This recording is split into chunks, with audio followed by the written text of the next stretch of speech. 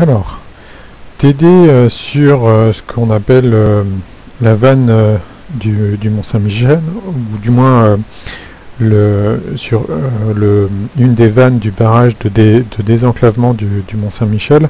Donc pour l'introduction, vous aurez une vidéo qui explique la construction de ce barrage sur le Couesnon et la nécessité d'une chasse d'eau à très grande échelle pour désenvaser le Mont-Saint-Michel et pour lui conférer son caractère insulaire.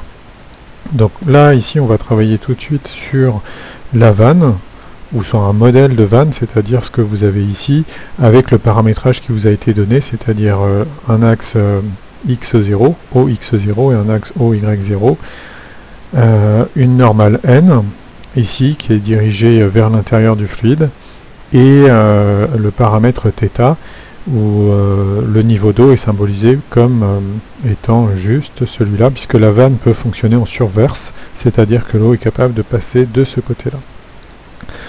Donc il y a deux modes de fonctionnement, vous le verrez dans le TD, en surverse ou en sous-verse. En sous-verse, on ouvre la vanne ici et l'eau peut passer par le bas.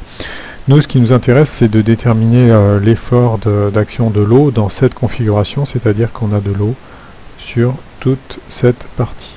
Et donc ici, c'est rempli d'eau, et on veut avoir l'action de l'eau sur le barrage ou l'action du barrage sur l'eau, puisque de toute façon, on va avoir, par le principe des actions mutuelles, la même valeur en norme, c'est juste et en direction, c'est juste le sens qui va changer.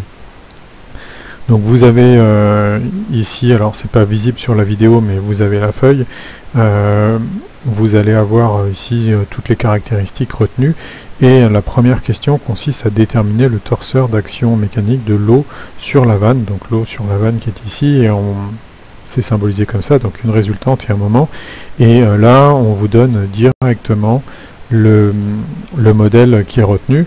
Donc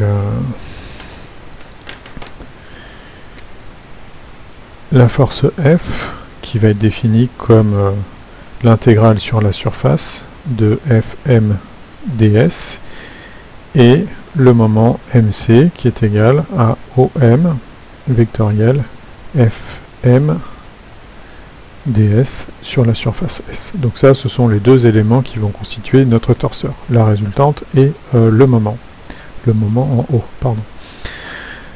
La densité surfacique de force, elle est définie comme ceci: ρe, la masse volumique de l'eau, g, l'accélération de la pesanteur, y,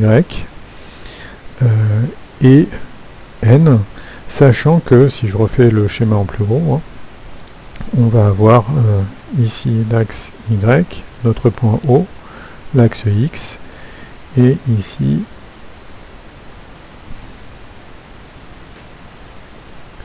la normale N, la cote Y, le rayon R, qui correspond ici au rayon de la vanne secteur, l'angle θ.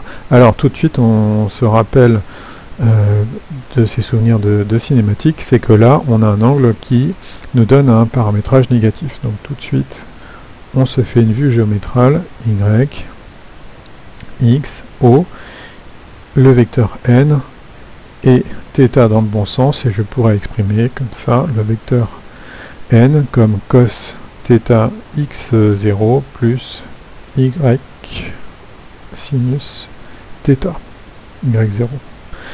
Donc là, je viens d'exprimer mon vecteur, et la cote y qui est ici, je vais être amené à l'exprimer à l'aide de θ, et je peux poser que y sur r, donc je retrouve ma cote y, est égal à sinus θ.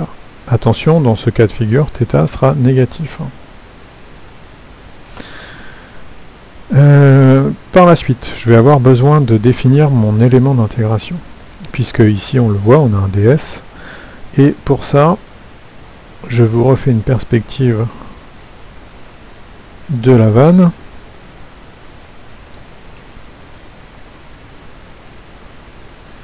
Donc je me retrouve avec ici x0, y0, le point O. On va avoir la même chose, donc ici j'aurai z, et ici je me déplace en moins z, et si je m'intéresse à un élément de surface ici,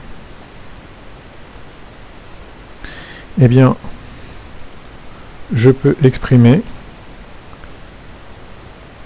cet élément ds comme étant égal à un élément dz. Donc dz, c'est la variation suivant cet axe-là. Et